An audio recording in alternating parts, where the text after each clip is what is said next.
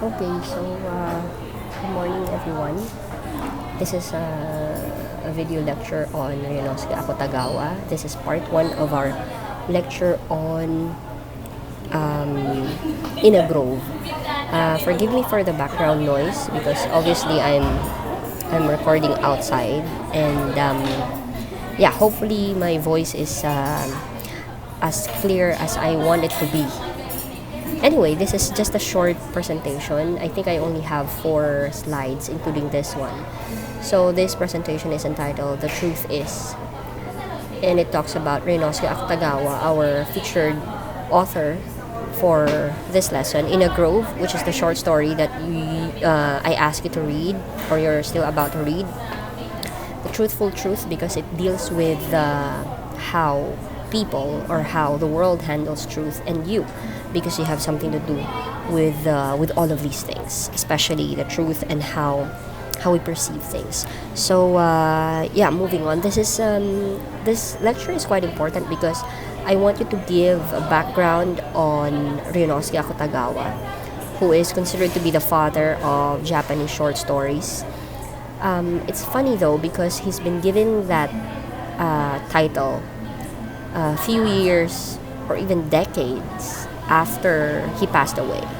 That's the common thing about artists. When they're still alive, nobody cares, nobody notices them. But when they're dead, that's when everybody starts to discover or at least uncover their work of art, and that's when they recognize the contribution of these people.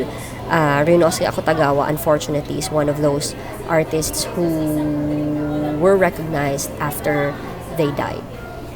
It's quite important to know about the author so that at least you'll have an idea on what the short story is about, or at least when you have read the story, it will somehow, because I told you that the author is dead, but knowing a little bit about them would somehow give you an idea why the story was written that way, or why the characters are that way. So moving on, Ryunosuke Akutagawa. Why does it Ryunosuke Akutagawa? Okay, this is him. I'm sorry that my face is over his face. But anyway, he lived a short life. I'm not sure how short because I'm not good in math, but you do the math. But what I know is that he lived a short life. And he lived from 1892 to 1927. And he was born in Tokyo, Japan. His parents were Fuku, that's the mother, and the father is Miyahara Toshizo. Fuku, unfortunately, after giving birth to Akutagawa, went insane. And so she wasn't able to take care of the son. And Mihara Toshizo also didn't have somehow the capability or the capacity to take care of the son. And so, in short, Akutagawa did not grow up with his parents because eventually Fuku died. Well, they said out of insanity, but I guess it was a postpartum syndrome. What happens to women after they give birth. It's a common psychological phase that some women go through. And so, because of that, Nihara Toshizo, because he didn't have the capacity or the capability to take care of the young Akutagawa, he was adopted, or at least he was made adopted by his uncle. And the name of the uncle was Akutagawa Dosho. And that's where he got his name, Akutagawa. So, this uncle was the one who raised Ryunosuke. And he did a very good job at raising him because he was able to let Ryunosuke finish university years. And, probably he was also the one who nourished his, or developed his, or at least encouraged Ryunosuke Akutagawa to write. Okay. And in 1913, Ryunosuke attended the Tokyo Imperial University, and this is what during that time one of the prestigious university in Japan. And while he was a student there, he was very active, and he actually founded the magazine Shinshicho, which is student magazine of Tokyo Imperial University, and he founded it with his friends Kikuchi-kan and Kumi Masao. Kikuchi-kan, one of these friends, eventually would put forward his works after he died, so that everybody noticed Ryunosuke's work of art. And in 1915, while he was still a student in Tokyo Imperial University, he published in Shinshicho his one of his first short stories called Rashomon. Rashomon, it's the name of the gate, and it is a story about the life after the war has ended. So it's a very dark story.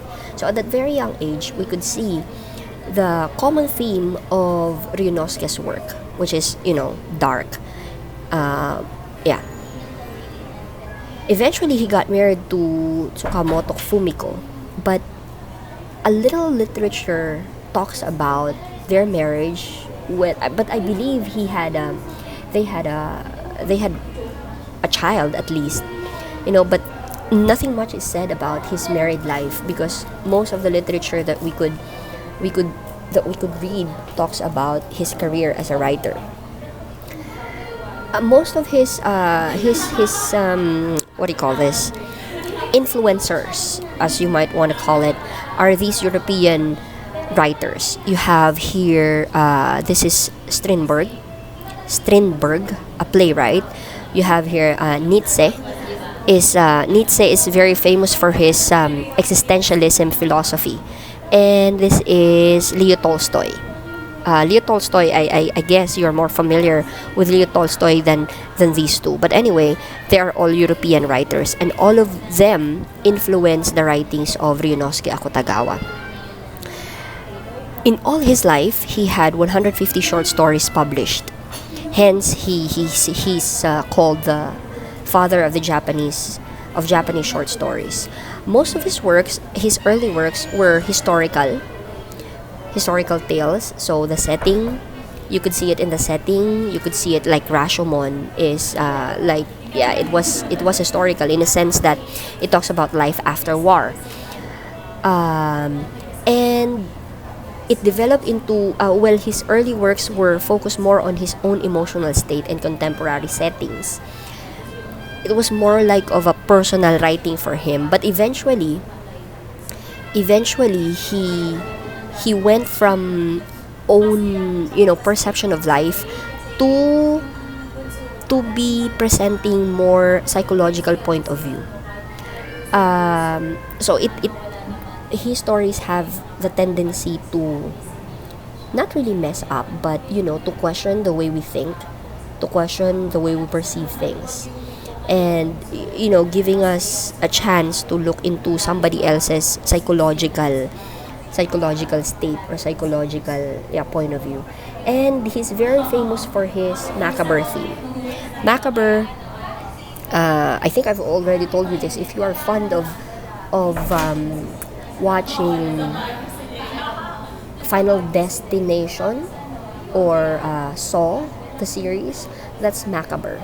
And Ryunosuke Akutagawa is known for his macabre theme. So you could just imagine, if you haven't read In a Grove yet, that's something that you might want to explore. What theme is presented in a Grove? Just to give you a hint, if ever you haven't read it yet, In a Grove talks about a crime that happened in a grove. So crime, the idea of crime itself is already macabre. How the victim was killed or how the crime was committed, it's something for you to find out. Okay, so at least you have an idea of who Ryunosuke Akutagawa is. Finally, in 1921, although this is not his final piece of literature, but since we're focused on Inagrove, he published Inagrove in 1921. The Japanese title is Yabunonaka, although I'm not sure if that's how they say it in Japan. In 1950s, Yabunonaka was made into a film. Oops, I'm sorry. By the famous Japanese director Akira Kurosawa. This guy right here. I'm sorry, my face is also over his face. I'm so sorry about that. Anyway, you could search Akira Kurosawa. He's very famous. He had, very cinematic effect, very artistic cinematography in his works, and you can actually see that in his movie, a movie adaptation of In a Grove.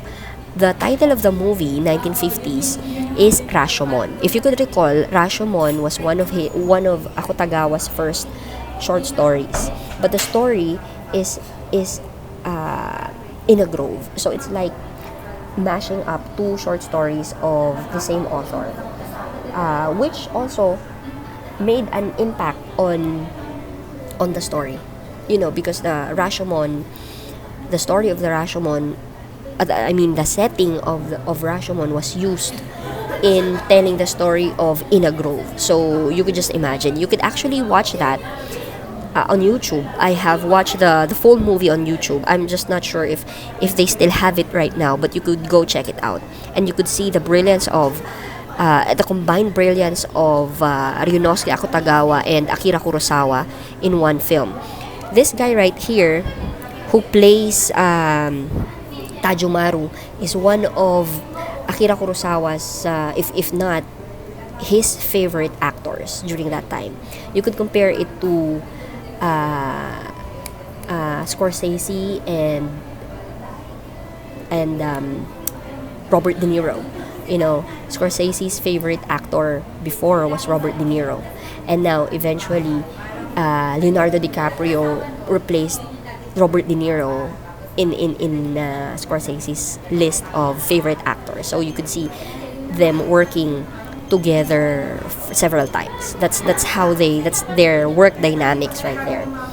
Unfortunately, in 1927, July 24,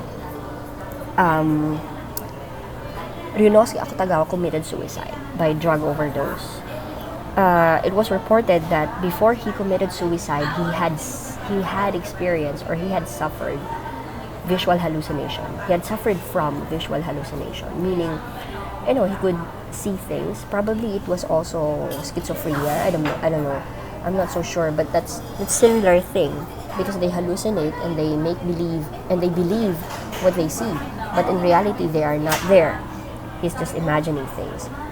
There was even a literature that talks about the kind of visual hallucination that Akutagawa went through before he finally took his own life. He said that whenever he ate in a restaurant, he would imagine that the waitress would serve maggots on his plate instead of a real food. And so he also became paranoid that somebody's trying to kill him or somebody's trying to poison him.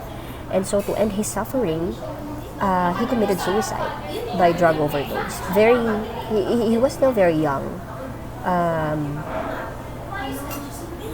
So I'm not sure. Let me compute that para matahimik din ako. So that's 1892 minus 1921. He was just 29 years old, or 30 years old, when he committed suicide. Suicide is also part of Japanese culture. Although I'm not saying that it's good culture, but it's part of their. They have not really too much pride, but they have that level of pride. There are even historical accounts that would say samurai, they're warriors. Whenever they are outnumbered, they would rather kill themselves than have their enemies kill them. It's such an honor for them to take their own lives instead of letting the enemy take their lives.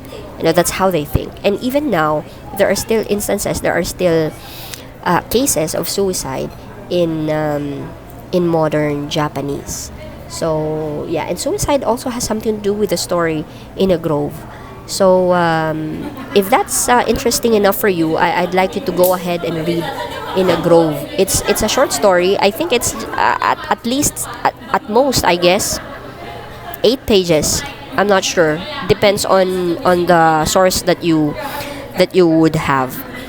So that's it. I hope you go on reading the short story. I hope the life of Ryunosuke Akutagawa, although it's not as as interesting as Catherine Mansfield's life in terms of all the adventures and misadventures that she had, but Akutagawa, what is so interesting about him is the theme that he applies in his short stories, and I think that's interesting enough for you to start reading, or at least to finish reading our short story in a grove. So on Tuesday, I'll be uploading a lecture on In a Grove, but I would like you to have finished reading the short story by then. Okay? After this, I have uploaded a short quiz as promised, covering elements of fiction, Catherine Mansfield and the Doll's House, and a little bit about Ryunosuke Akutagawa. So good luck, everyone, and I will see you all next week. Bye.